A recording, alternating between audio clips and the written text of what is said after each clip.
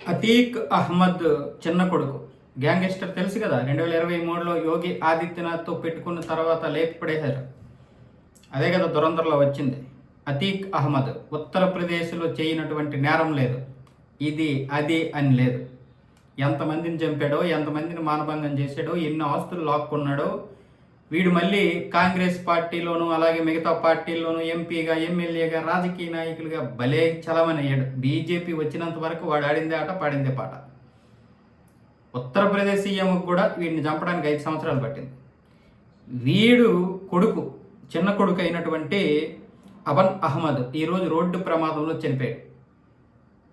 ఈ రోడ్డు ప్రమాదం ఎలా జరిగిందంటే, ఝాన్సీ ప్రాంతంలో హైవేపై వాడు ప్రయాణిస్తున్నటువంటి కారు డివైడర్ని ఢీకొండింది. ప్రమాద సమయంలో వాహనం అభంతో పాటు మరో 4 వ్యక్తులు ఉన్నారు. ప్రమాద తీవ్రతకు కారు ముందు భాగం నుజ్జునుజ్జయింది.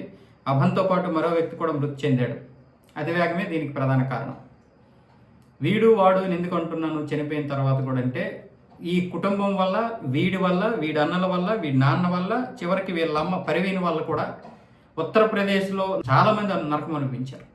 వీళ్ళు చంపినటువంటి వారు ఇంతమంది అంతమంది అని లేరు. వ్యాపారస్తులను చంపారు, సామాన్యులు చంపారు, సామాన్య మహిళల్ని మానభంగాలు చేశారు, వీళ్ళకి వ్యతిరేకంగా తిరిగినటువంటి వారిని పీకలు పోశారు. చివరికి వీళ్ళ నాన్న చంపినటువంటి కేసులో ఒక ఉమేష్ పాల్ అనే వ్యక్తి సాక్షిగా ఉంటే అతన్ని కూడా చంపేశారు. వీడన్నలు, వీడు అందరూ కలిసి. అంటే వీడు కాకుండా మిగతా వాళ్ళు చంపేశారు.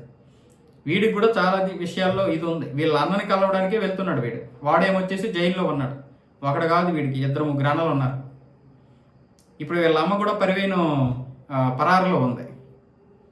వాడిని చంపేశారు. అతీక్ అహ్మద్ని 2023లో 3 దుండగులు చంపేశారు కదా ఆ రోజు. ఇప్పుడు వీడు చనిపోయాడు. రాక్షస సంహారం అంటారు దీన్ని. ప్రకృతి చంపొచ్చు, లేకపోతే యోగి చంపొచ్చు, లేకపోతే పోలీసులు చంపొచ్చు, ఎవరైనా చంపొచ్చు. ఇలాంటి వాళ్ళు బ్రతికుండడానికి లేదు. ఇన్ని రోజులు వీళ్ళు అసలు ఎంత దారుణం అంటే, ఈరోజు వీళ్ళ పరిస్థితి ఎలా ఉందంటే, చెట్టుకొకడు పిట్టకొకడు అంటారు కదా, అలాంటి పరిస్థితుల్లో ఒక్కొక్కడు పోతున్నాడు, ఒక్కొక్కడు ఎగిరిపోతున్నాడు. అంత దారుణమా మనుషులంటే? ఈ మాత్రం. వీడు పశ్చిమ బెంగాల్లో ఉన్నటువంటి ఉత్తర 24 జిల్లాల్లో ఉన్నటువంటి షాజహాన్ గాడు, వీళ్ళందరూ ఒకే జాతి. వీళ్ళందరిది ఒకటే మనస్తత్వం. నువ్వు అవతల మహిళల్ని వీళ్ళకి లెక్కలేదు, ప్రాణాలంటే లెక్కలేదు. ఎంతమందిని ఎలాగైనా చంపుతారు వీళ్ళు.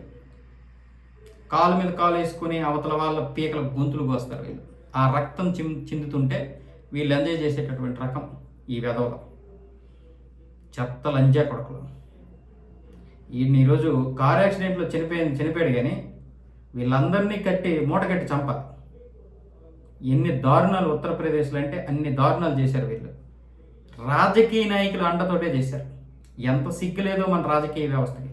వాడు చనిపోయినప్పుడు కూడా కన్నీరు గార్చినటువంటి రాజకీయ నాయకులు ఉన్నారు ఉత్తరప్రదేశ్లో. వాళ్ళు ఎవరో కూడా మీకు తెలుసు.